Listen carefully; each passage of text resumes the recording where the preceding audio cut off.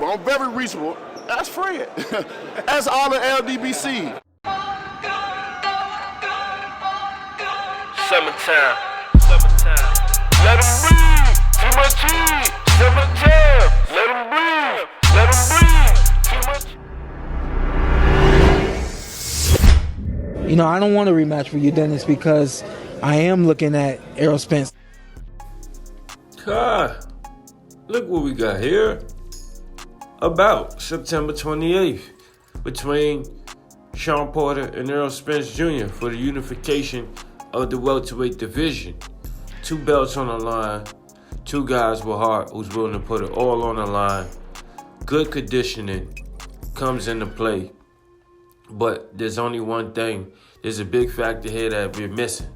And the fact that Shawn Porter believes Errol Spence Jr. being a Southpaw is a disadvantage for him. It's more of an advantage for him because he knows how to fight Southpaws.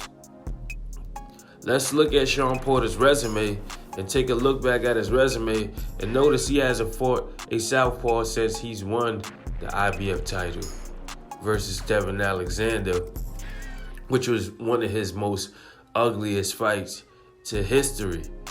The ugliest. I can't even watch that fight.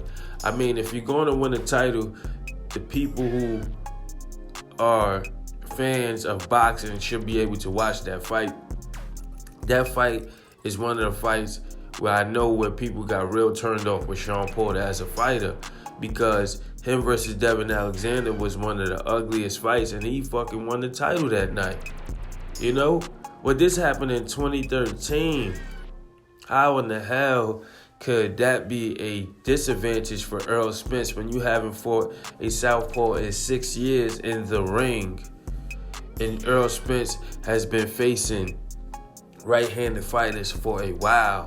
That makes no sense, buddy. Where are we going with this? I'm trying to be the most logical I can.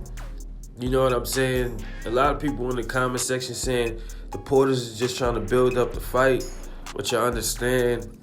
But say some things that seem and sound accurate.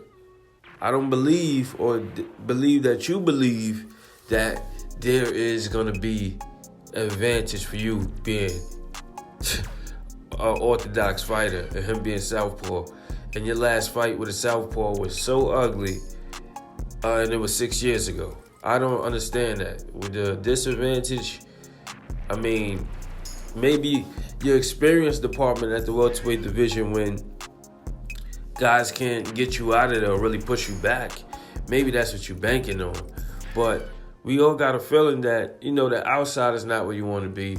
Mid-range is not where you want to be. Inside is possibly where you want to be. But then again, you smother your own work, so you being on the inside, how is that going to work, buddy?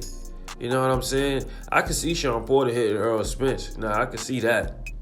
I can see Shawn Porter doing what he do, standing his ground on the inside, trying to move in and do what he do. But you talking about the master of distance, the master of discipline, goes to Errol Spence.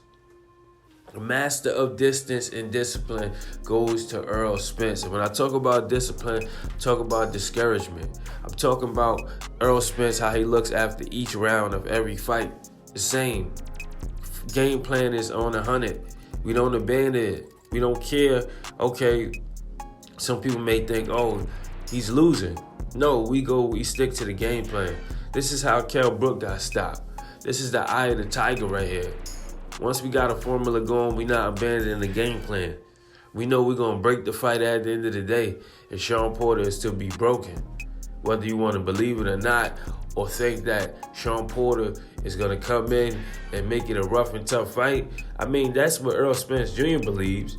That's the best attribute Shawn Porter got. He's a real tough, rugged guy, and he got endurance, that he can last long in the ring. Those are his best attributes. Other than that, you know, the people saying Shawn Porter sloppy, he's inaccurate, and, you know, should be a good fight. Kell Brook said, you know, Spence is going to stop him late, 10th, 11th round or something like that. Sounds accurate. Sounds pretty much like how the fight went with Kell Brook with. But Shawn Porter won't be up And Kell Brook wasn't up before the stoppage, just to let you guys know. But, you know, you guys regurgitate everything you hear and see. So with that being said, if that's the case, you know, you being a rather orthodox fighter, Shawn Porter being a Southpaw, his last few opponents all been pretty much right-handed guys who had the ability and quote-unquote don't have all the attributes that you have all in one. We're going to see how that plays out. I mean, Southpaw position been working fine for Errol Spence Jr. You saying he's not a threat because he's a Southpaw. But listen, at the end of the day, I know how laser sharp Errol Spence Jr. is going to be. I know how rough and rugged it's going to be. And to be honest, you may not see the Errol Spence and Mikey Garcia fight. Errol Spence Jr. really does not like boxing. He likes to go back to bulldoze. He really likes the bulldoze. You know what I'm saying? Mikey Garcia was disrespecting his skills, so he said, you know what? I got to show these guys I can box. But he don't like boxing. He said he want to fuck you up and get you out of there. You know what I'm saying? He told this to ES News. He said, I want to bang. I want to get you up out of there. I'm not trying to do all that slipping. You know what I'm saying? I want to hurt you. I want to get you up out of there. You know my slogan, my season, and it's strap season. You know what I'm saying? It's definitely strap season. And we're going to see on September 28th how this all plays out. Will the fans get their money worth? I guarantee you shall get your money's worth. Will Shawn Porter last? Yeah, I mean, shit. I don't want to see no fourth round knockout. Like I said, I want to see a lot of action. And if we do happen to be a fourth round knockout, let it be a Hagler-Hearns type of fight where it's back and forth action through the whole entire round. Errol Spence Jr. is going to set the pace, and we're going to see if Shawn Porter heart is going to bust in the middle of the ring. We're going to see if Shawn Porter will be effective pushing Errol Spence Jr. back to the ropes. That's one thing we haven't seen is Errol Spence Jr. back on the ropes and somebody be able to push him back and wail on him and take control over him. We haven't seen that. We always seen the opposite. Or we always seen Errol Spence Jr. outsmarting his opponents in the ring to get them to the ropes to be able to do what he got to do. So we're going to see.